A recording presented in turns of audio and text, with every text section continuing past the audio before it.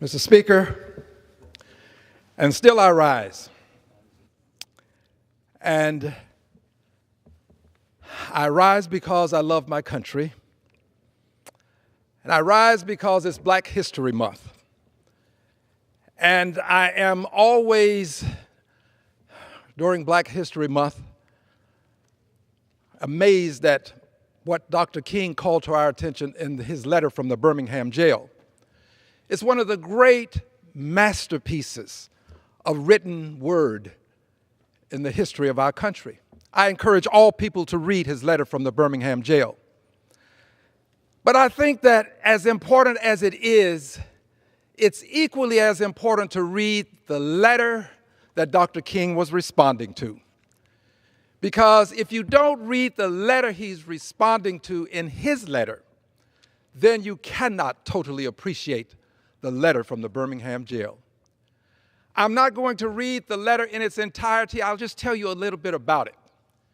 This letter, I hold a copy of it in my hand, was signed by 8 of the leading citizens in the area. Leading citizens, members of the clergy, all. These leading citizens were admonishing persons to proceed with caution. Dr. King reminds us, however, that the time is always right to do what is right. Always right to do what is right. They said in their letter, "We are convinced that these demonstrations are unwise and untimely." The time is always right to do what is right. And I would also add this is not in Dr. King's retort, but that we should not allow political expediency to trump the moral imperative to do what is right. The time is always right to do what's right. People are saying today, we should wait.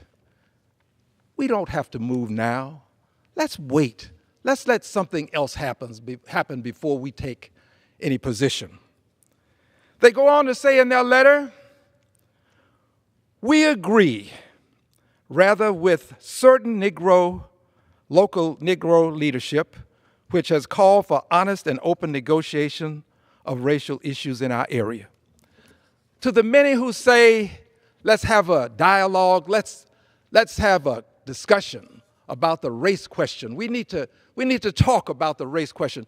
Dear brothers and sisters, dear friends, dear members, this was written April 12, 1963. We've been talking about the race question long before this and since this. The time is always right to do that which is right. Dr. King reminded us that injustice anywhere is a threat to justice everywhere. Said that in his letter. That means that if we allow injustice to exist in the White House as it relates to bigotry and xenophobia and homophobia and Islamophobia, if we allow it to exist in the White House, yes, dear brothers and sisters, it is a threat to every house in this country. Injustice anywhere is still a threat to justice everywhere. So I happen to be one who is willing to accept all of the criticisms, all of the slings and arrows. Send them my way.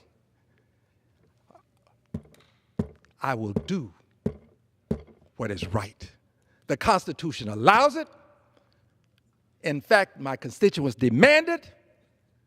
It is time for us to take the issue up again. It's going to happen, dear brothers and sisters. I believe that we cannot allow bigotry in policy emanating from the presidency to go unchecked. So I can only say to you, impeachment is the solution.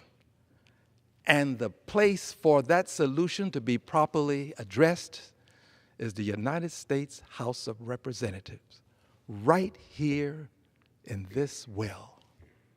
Impeachment is not dead. I yield back the balance of my time.